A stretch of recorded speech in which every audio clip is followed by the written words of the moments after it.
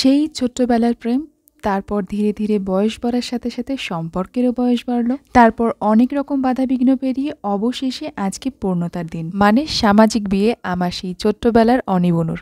তো এমন একটা মানুষের আবদার কি করে ফেলি বলুন তো? সে আবদার যতই পুরনো হোক না কেন। এই হ্যাঙ্গিংগুলো তো আপনারা আগেই দেখে নিয়েছেন কালকের ভিডিওতে। এগুলোকে কিন্তু পরেও লাগানো যায়, তবে ফিনিশিংটা যাতে ভালো আসে সেই জন্য এটাকে আমি আগেই আটকে দিয়েছি। আঠাটা একেবারে ধার দিয়ে ইউজ করেছি যাতে ছবিটা কোনোভাবে নষ্ট না হয়। বাই দ্য ওয়ে, এই হলো বিয়ের বরকনে, মানে অনিন্দিতা আর শুভজিৎ। তোমরা দুজনেই অনেক অনেক অনেক ভালো থেকো। নতুন জীবনের জন্য অনেক অনেক শুভেচ্ছা।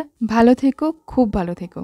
এই কাজটা করার সময় আমার দুরকম ফ্রেমের আইডিয়া মাথায় আসছিল, তো ভাবছিলাম কি করব, তাই দুটোই দুপাশে করে দিয়েছি। একটা সাইড তো আগেই দেখালাম, ওই পেস্তা শেলগুলোকে দিয়েই ডিজাইন করে নিয়েছি, আর আরেক সাইডে এরকম একটু চওড়া মাপের লেস লাগিয়ে দিয়েছি। এতে করে এই সাইডের সঙ্গে সঙ্গে এর উল্টো দিকেও একটা সুন্দর এফেক্ট চলে এসেছে। এই সাইডটা একটু খালি খালি লাগছিল বলে ফাঁকা জায়গাগুলোতে সাদা বিটস আর এই পাশটায় গোল্ডেন বিটস বসিয়ে দিয়েছিলাম। তো ফাইনালি এটার লুকটা কিছুটা এইরকম, না ওয়াল হ্যাঙ্গিং না ড্রিম ক্যাচার, ওই মাঝামাঝি কিছু একটা হয়েছে। যাই হোক, আপনাদের কেমন লাগলো অবশ্যই জানাবেন। আর হ্যাঁ অনিক, তুইও কিন্তু জানাস কেমন লাগলো তোর। যদিও বিয়ের ঝামেলার মধ্যে কতটুকু সময় পাবি তাতে সন্দেহ আছে।